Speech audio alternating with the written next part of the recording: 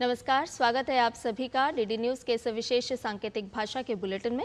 आपके साथ मैं हूं संध्या शर्मा और मेरे साथ है मेरी सहयोगी दीपाली। आइए बुलेटिन की शुरुआत करते हैं हेडलाइंस के साथ।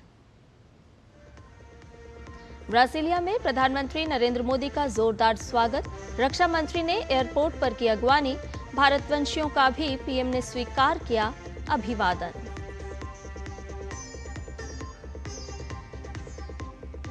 प्रधानमंत्री मोदी और ब्राजील के राष्ट्रपति लुला दा सिल्वा के बीच आज होगी द्विपक्षीय बैठक।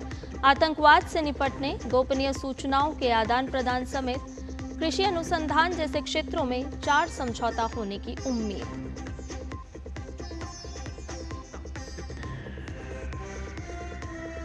अगले साल भारत करेगा ब्रिक्स समिट की मेजबानी, प्रधानमंत्री ने सदस्य देशों को दिया आमंत्रण, कहा लोगों पर केंद्रित और मानवता प्रथम की थीम पर होगा सम्मेलन।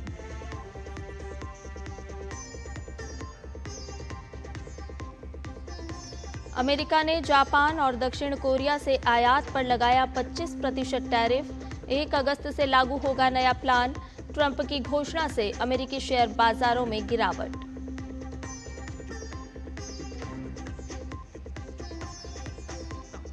और नोवाक जोकोविच ने अपने 8वें विंबलडन खिताब की तरफ मजबूती से बढ़ाए कदम, एलेक्स डी मिनोर को हराकर क्वार्टर फाइनल में बनाई जगह।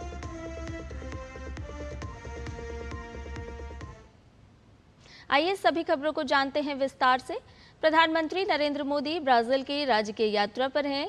यहां रियो डी जेनेरो में 17वें ब्रिक्स शिखर सम्मेलन में हिस्सा लेने के बाद पीएम आज सुबह ब्राजीलिया पहुंचे, जहां उनका गर्मजोशी से स्वागत किया गया।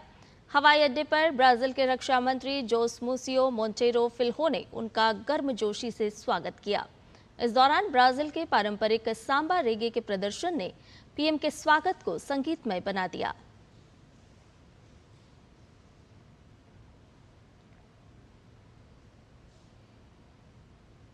ब्राजीलिया में पीएम मोदी के स्वागत में आचार्य जोनास मसेट्टी और उनके साथियों ने शिव तांडव स्तोत्र का पाठ किया। साथ ही ब्राजील के अमेज़न वर्षावनों के मूल निवासियों द्वारा स्थानीय मंत्रों का उच्चारण किया गया।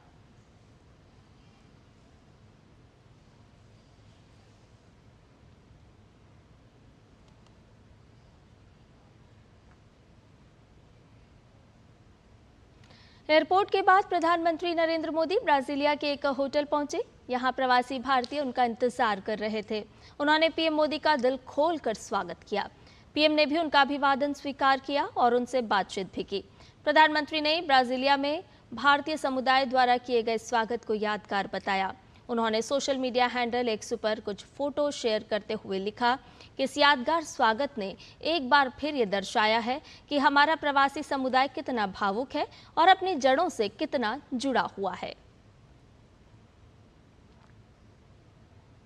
पिछले 57 वर्षों में किसी भारतीय प्रधानमंत्री की यह पहली ब्राजील यात्रा है। प्रधानमंत्री नरेंद्र मोदी की इस यात्रा के कारण दोनों देशों के संबंधों में एक नई ऊर्जा का संचार हुआ है। आज पीएम मोदी और ब्राजील के राष्ट्रपति लुला दा सिल्वा के बीच द्विपक्षीय बैठक होगी, जिसमें कई महत्वपूर्ण विषयों पर विस्तार से चर्चा होगी। द्विपक्षीय बैठक के बारे में ब्राजील में भारतीय राजदूत दिनेश भाटिया ने कहा है कि इस दौरान 4 समझौता ज्ञापनों पर हस्ताक्षर हो सकते हैं। इनमें आतंकवाद से निपटने के लिए मिलकर काम करना, गोपनीय सूचनाओं का आदान प्रदान करना और नवीकरणीय ऊर्जा तथा कृषि अनुसंधान में सहयोग शामिल है। प्रधानमंत्री नरेंद्र मोदी ने कहा कि भारत अपनी अध्यक्षता में ब्रिक्स मंच को जन केंद्रित दृष्टिकोण और मानवता सर्वोपरि की भावना के साथ आगे ले जाएंगे। उन्होंने कहा कि अगले वर्ष भारत की ब्रिक्स अध्यक्षता में हम सभी विषयों पर करीबी सहयोग जारी रखेंगे। हम ब्रिक्स को नए रूप से परिभाषित करने पर काम करेंगे। ब्रिक्स का मतलब होगा building resilience and innovation for cooperation and sustainability, यानी क्षमता निर्माण, सहयोग व सतत विकास के लिए अन्वेषण। प्रधानमंत्री मोदी ने कहा कि जिस तरह अपनी अध्यक्षता के दौरान हमने G20 को व्यापकता दिलाई, ग्लोबल साउथ के विषयों को एजेंडे में प्राथमिकता दिलाई, उसी तरह ब्रिक्स की अध्यक्षता के दौरान हम इस फोरम को आम जनता केंद्रित और मानवता प्रथम की भावना से आगे बढ़ाएंगे।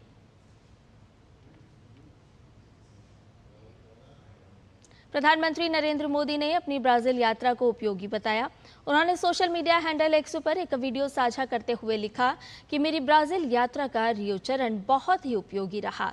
ब्रिक्स शिखर सम्मेलन में हमने व्यापक विचार विमर्श किया। उन्होंने राष्ट्रपति लुला और ब्राजील सरकार को उनके ब्रिक्स प्रेसिडेंसी के दौरान इस मंच को और भी अधिक प्रभावी बनाने के लिए किए गए काम के लिए बधाई दी।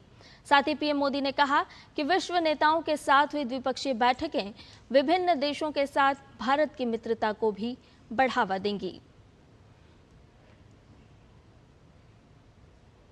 अमेरिका के राष्ट्रपति डोनाल्ड ट्रंप ने दक्षिण कोरिया, जापान, म्यांमार, लाओस, दक्षिण अफ्रीका, कजाकिस्तान और मलेशिया से आयात होने वाले उत्पादों पर भारी टैरिफ लगाने की घोषणा की है।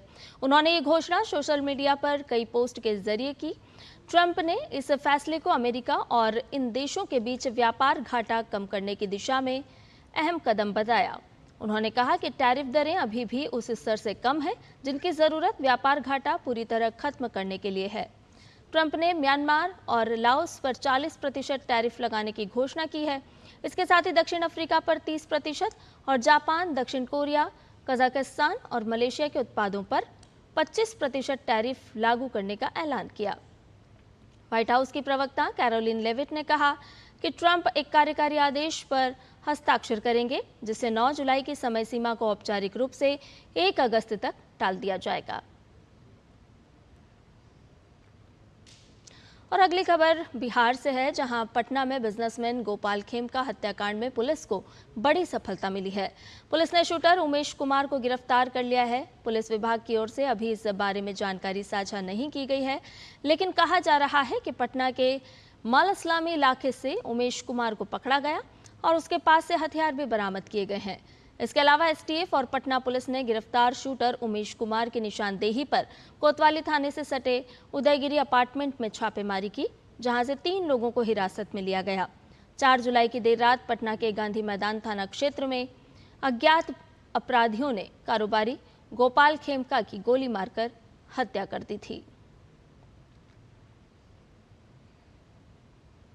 और आज जगन्नाथपुरी रथ यात्रा का अंतिम दिन है। आज भगवान जगन्नाथ अपने बड़े भाई बलभद्र और बहन सुभद्रा के साथ वापस मंदिर में लौट आते हैं। नीलाद्रि विजय रथ यात्रा का अंतिम अनुष्ठान है। नीलाद्रि विजय की रस्म संध्या धूप के साथ शुरू होगी। इस रस्म के साथ ही भगवान जगन्नाथ की रथ यात्रा पूरी हो जाएगी। जगन्नाथपुरी की ये रथ यात्रा देश ही नहीं बल्कि पूरी दुनिया में प्रसिद्ध है। लाखों की संख्या में श्रद्धालु इस पवित्र यात्रा में शामिल होने के लिए आते हैं। हर कोई यहां आकर खुद को सौभाग्यशाली मानता है।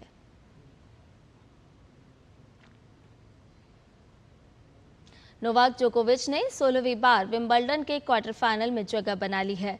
प्री क्वार्टर फाइनल में नोवाक जोकोविच ने एलेक्स डी मिनोर को 1-6, 6-4, 6-4, 6-4 से शिकस्त दी। जोकोविच अपना 25वां ग्रैंड स्लैम जीतने की कोशिश में जुटे हुए हैं।